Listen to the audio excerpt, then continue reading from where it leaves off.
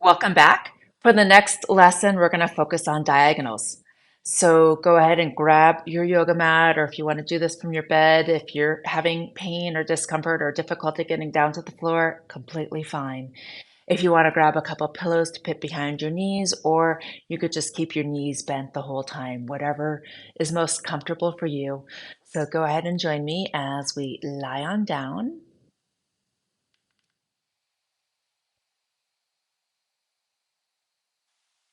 And do a general body scan to notice if certain parts of your body are holding on more than other parts. And notice which way your nose is pointed. Is your nose pointed more to the left or more to the right? Maybe once or twice, roll your head once to the left, come back to the center and once to the right. Notice if your low back is tensing or holding and invite it to let go.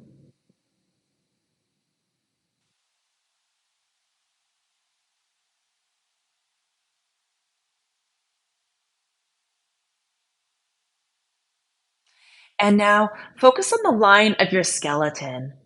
So let's do it from a perspective from your back. Imagine that I was taking my finger and putting it to the back of your skull and drawing a gentle line down your spine from the backside. Feel if you could feel like when we get to the area of your shoulder blades, if one side feels more to the right or more to the left. And in your mind's eye, keep traveling down vertebra by vertebra. For some of you, this may be difficult at first to imagine, yet keep with it. This body awareness exercise will get easier and easier. And also, just so you have a baseline, I'm having you envision it right now because, of course, it's going to change in this lesson.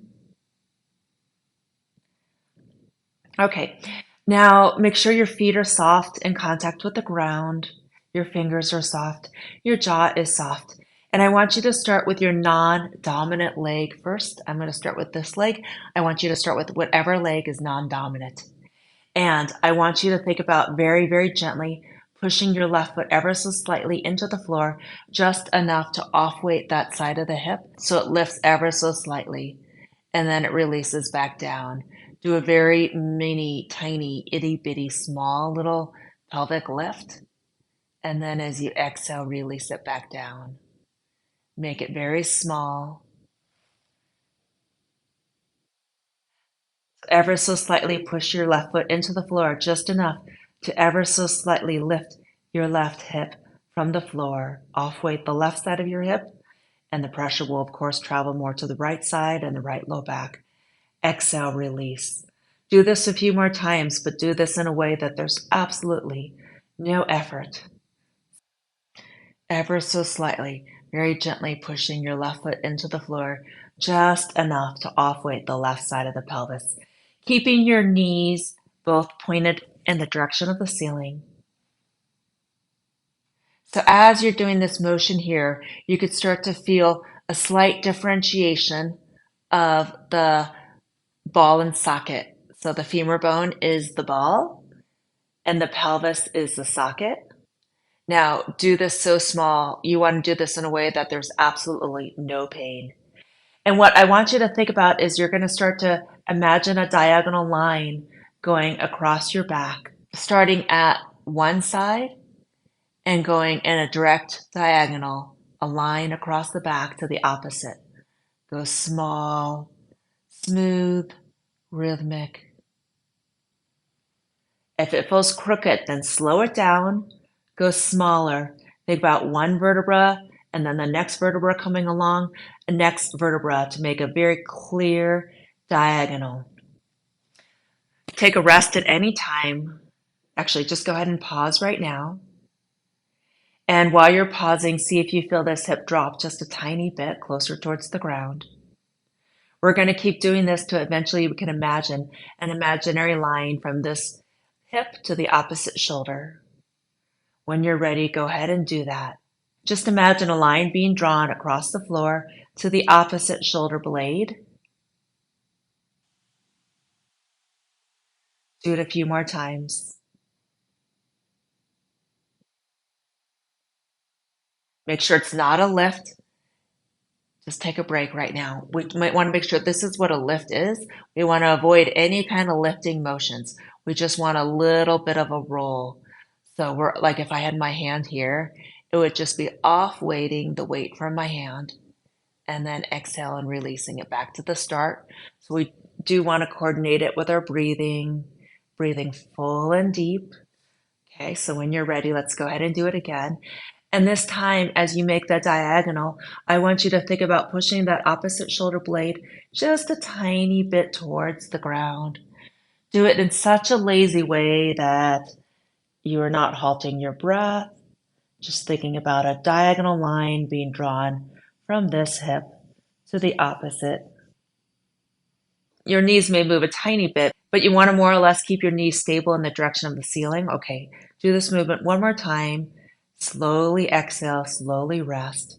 And during all the pauses and rest breaks, we feel what's different now. What's different in how I'm lying here.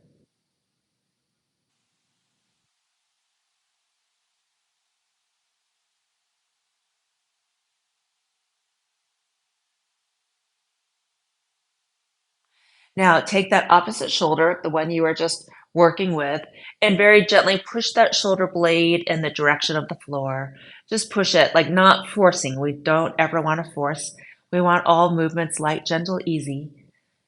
And each time as you push that shoulder down towards the floor, allow your nose to roll in that direction.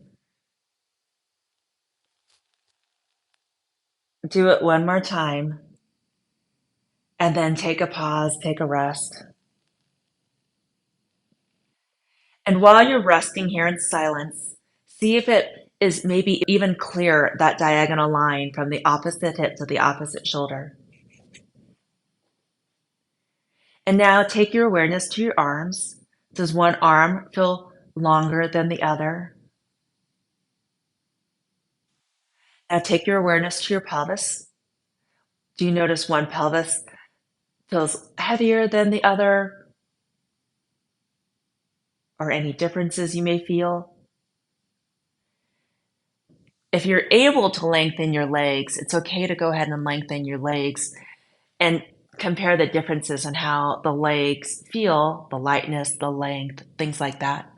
But if you're having some discomfort in your low back, or if it's post surgery, it may not be a good idea or advised to fully lengthen your leg right now.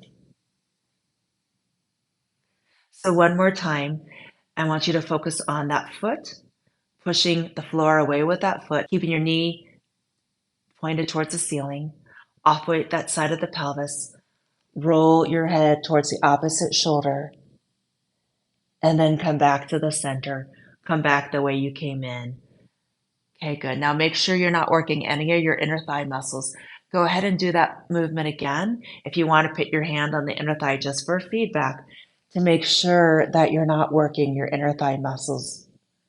The goal of Feldenkrais is to do less. Less is always best.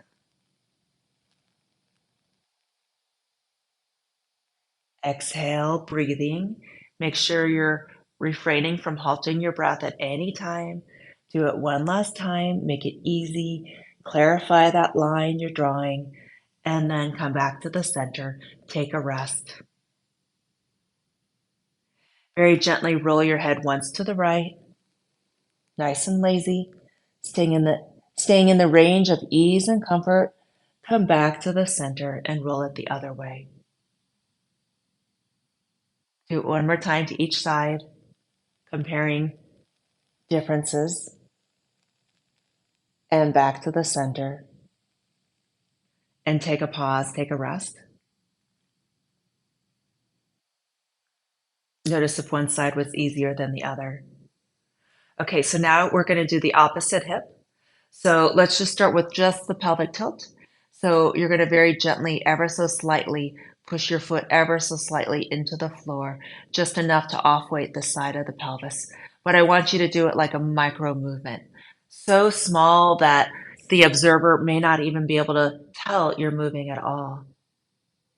And if you're working your inner thigh, then you want to stop that and just do it in your imagination.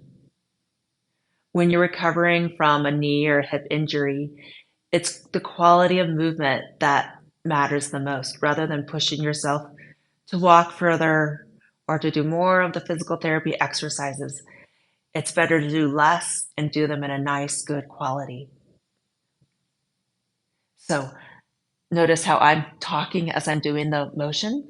You want to be able to talk yourself as you're doing the small, gentle, effortless motion. And as you're doing it again, start to feel this diagonal being drawn across the floor on the opposite side, starting from the foot, traveling through your knee, thigh, pelvis, and across your back. Okay, pause for a moment, take a rest, take a full breath. Now, with that shoulder here, go ahead and push that shoulder and shoulder blade into the ground a few times without involving any of the rest of you. And allow your head to turn with your shoulder. So as your shoulder and shoulder blade pushes towards the ground, your head falls in that direction. Do it a few more times. And one last time. And then come back to the center and take a pause. During the pauses, I encourage you to come inside and start to explore the differences between the right and the left, or any different sensations you're experiencing now from the start of the lesson. Okay, now we're going to combine the movement of this foot, the diagonal, and the shoulder and the head. So when you're ready, go ahead and push this foot into the floor and make that diagonal across your back. Allow your head to just lazily fall. Release the pelvis, the head comes back.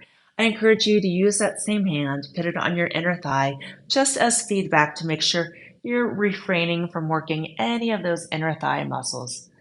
None of the adductors and none of the abductors of the leg need to work here. So if you do feel a subtle contraction, try to soften it.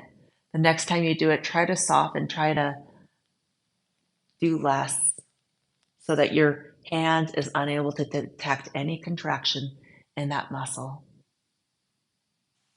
Feel that line being drawn across your back one more time. And then let it go, let your hand relax. Come back to the start and take a break.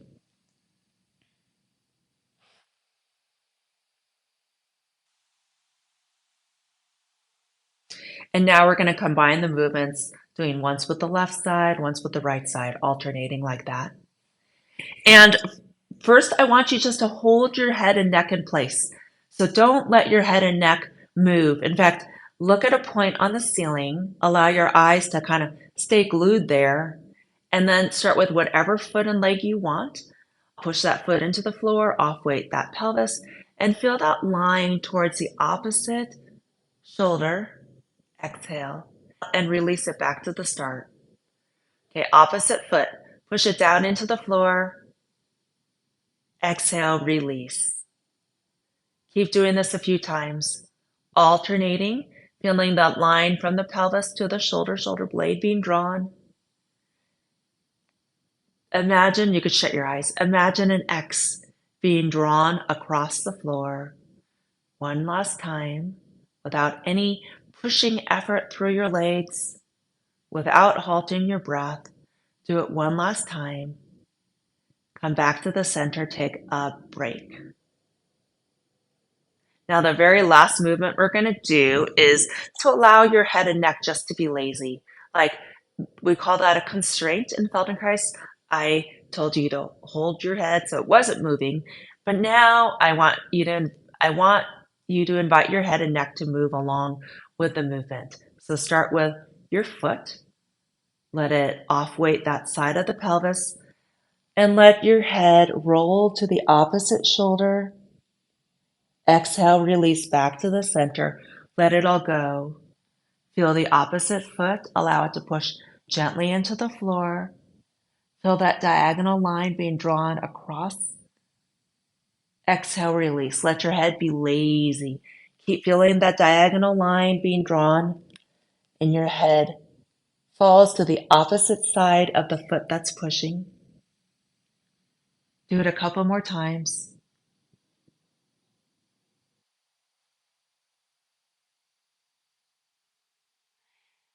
Pause in the middle. I'll add one little micro movement to it. And this is where I'm no longer going to have your knees be a constraint. That means you could allow your knees to very gently move along and flow and rhythm with the motion. So once again, if you're having pain, just imagine it. If you're okay and find this comfortable, go ahead and start with the foot, pushing through, off weighting the pelvis, rolling to the opposite side with your head, and you can allow your knees to tilt. Come back to the center, recenter yourself. Think about the opposite foot. Go ahead and push through the opposite foot and allow yourself to roll in the opposite direction. Come back to the center. We'll do a couple more, going at your own rate. If you want to go slower or faster, completely fine. One last one. Breathing deeply. Come back to the center. Take a pause and a breath. Now imagine that imaginary line that of your spine that I had you imagine at the beginning. See if it feels a little bit straighter.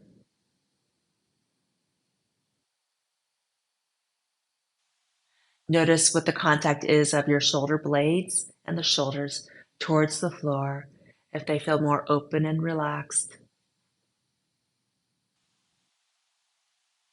You might have the experience of your arms feeling longer, but that's hard to tell when both of them have, when there's not a different side to compare it to. And notice what parts of your back and torso are in contact with the floor. You could lay here on the floor as long as you want. When you get up to walk around the room, I'm curious if you feel more balanced. I'm curious if you feel that your spine is more aligned. Something shifted in your walk or gait. I would love it, love it, love it if you could leave in the comments any differences that you feel. I would really appreciate that.